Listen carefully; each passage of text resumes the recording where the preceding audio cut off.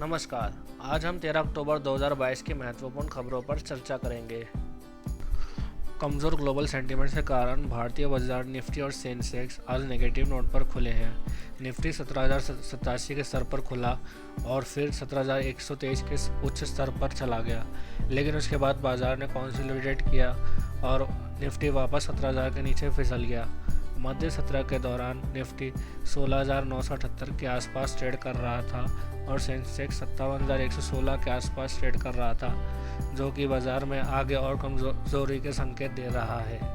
खाद्य तेल की प्रमुख अदानी विल्मर ने कहा कि खाद्य तेलों की कीमतों में गिरावट के बीच जुलाई से सितंबर तिमाही में कंपनी की टोटल रेवेन्यू सालाना कम सिंगल डिजिट से बढ़ेगी।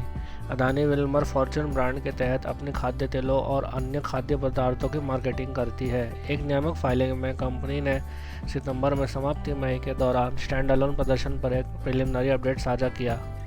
Stirling and Wilson renewable energy limited ने बुधवार को कहा है कि उसे एनटीपीसी आरईएल से 2,212 करोड़ रुपए का ऑर्डर मिला है।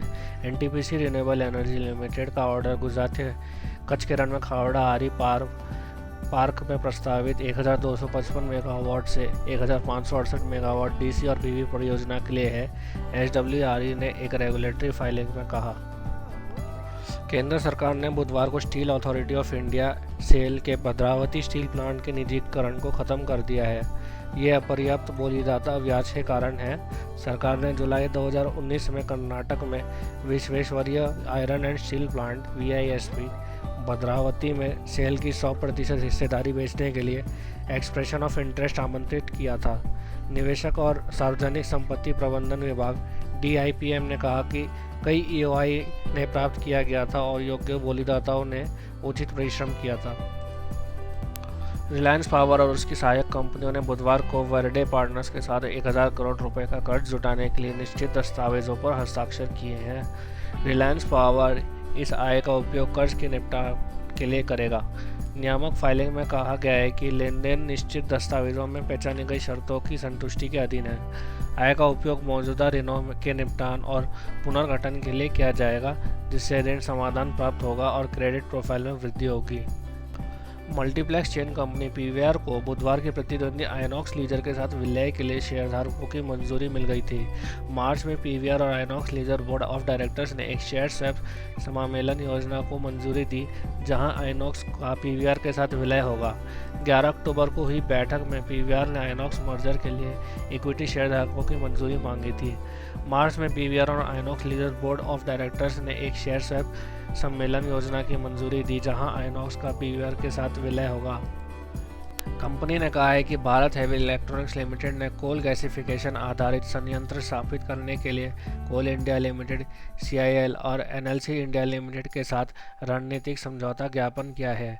इन समझौता ज्ञापनों के तहत बेल संयुक्त रूप से हाई ऐश वाले भारतीय कोयले के गैसीकरण के आधार पर CIL के साथ एक कोयला से अमोनियम नाइट्रेट परियोजना स्थापित करेगा और बिजली उत्पादन के लिए NLCIL के साथ एक लिग्निट आधारित गैसीकरण पायलट संयंत्र स्थापित करेगा।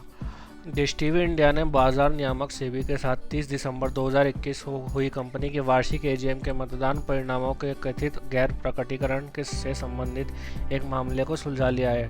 Direct to home operator dish TV India, इसके प्रमोटर जवाहरलाल गोयल, समूह के मुख्य अधिकारी अनिल कुमार दुआ, अनुपालन अधिकारी रंजीत सिंह और अशोक मथाई कुरियन, जो कंपनी के निदेशक थे, ने मामले को सुलझा लिया। BSE में सूचीबद्ध स्मॉल कैप स्टॉक ने 8:1 के रेशियो में बोनस शेयर की घोषणा की है। इसका मीनिंग है कि अगर शेयर होल्डर के पास इसका एक शेयर है तो उसको टोटल 8 शेयर्स मिलेंगे।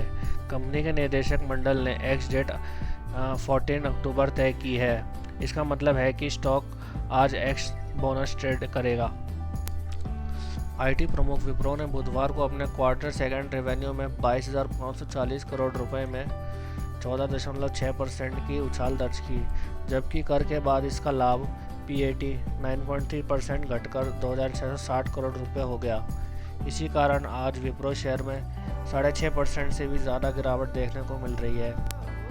आज के लिए इतना ही। आशा है आपको वीडियो अच्छा लगा होगा। इस तरह के और भी कंटेंट के लिए हमारे चैनल को लाइक और सब्सक्राइब करें। सुनने के लिए धन्यवाद।